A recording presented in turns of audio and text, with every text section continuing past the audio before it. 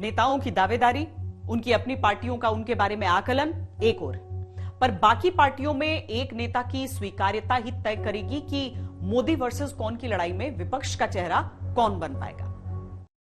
यह चिंता का विषय है कि आज देश में भ्रष्टाचार के प्रति नफरत तो दिखती है, व्यक्त भी होती है, लेकिन कभी कभी भ्रष्टाचारियों के प्रति उदारता बरती जाती है।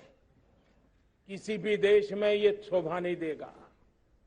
और कई लोग तो इतनी बेशर्मी तक चले जाते हैं कि कोर्ट में सजा हो चुकी हो, भ्रष्टाचारी सिद्ध हो चुका हो, जेल जाना तय हो चुका हो, जेल गुजार रहे हो, उसके बावजूद भी उनका महिमा मंडन करने में लगे रहते हैं, उनकी शान शौकत में लगे रहते हैं, उनकी प्रतिष्ठा बनाने में लगे रहते हैं।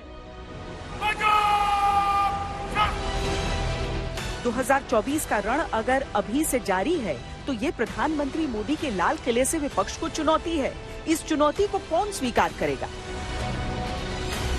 कांग्रेस को केसीआर, ममता बनर्जी, केजरीवाल या कोई और नेता गठबंधन के नेता के तौर पर स्वीकार नहीं। नीतीश के साथ भी वो बिहार तक है, उससे आगे कोई संकेत नहीं। सवाल मिलने का नहीं है कांग्रेस को, सवाल है देश बचाने का, बिहार बचाने का। और कांग्रेस पार्टी इस मुल्क की गंगा जमनी तहजीब बचाने के लिए, कांग्रेस का पहला कदम था इस देश को बचाना, भाजपा के हाथों से गंगा जमनी तहजीब को बचाना, देश की एकता अखंडता को बचाना। भाजपा देश को दांव पे लगाकर अपनी कुर्सी बचा रही है। वो चाहती देश टूटे या रहे पर कुर्सी रह जाए भाजपा। ममता बनर्जी को दूसरी पार्टियां तब तक पसंद हैं जब तक वो उनके पीछे चलने को तैयार हो।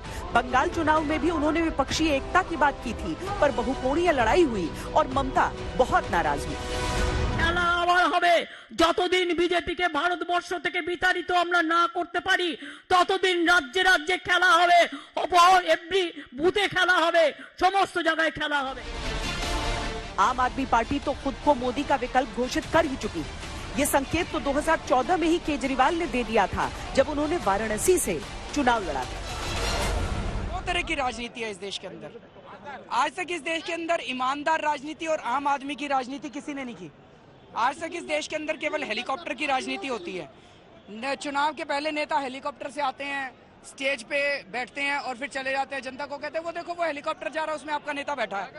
जनता कहती है जी उससे बात करनी है, उससे हाथ मिलाना है, उससे बैठ के चर्चा करनी है, हमें प्रश्न पूछने हैं। और जनता व्यवस्था परिवर्तन चाहती है, ईमानदार राजनीति चाहती है। और जनता देख चुकी है कि किस तरह से आम आदमी पार्टी ने दिल्ली के अंदर ईमानदार राजनीति दी थी। वही उम्मीद है और उम्मीद केवल जनता से ही है। कल नरेंद्र मोदी जी का भी होगा। वो लोग तो खूब ट्रकों में भर भर के ला सकते हैं, उनके पास तो बहुत पैसा है। स्पष्ट है कि गठबंधन को मोदी नाम जोड़ता है, लेकिन अपनी अपनी महत्वाकांक्षाओं के चलते हर बार गठबंधन टूटा है। चुनावों में अभी समय है, आगे कुछ भी हो सकता है।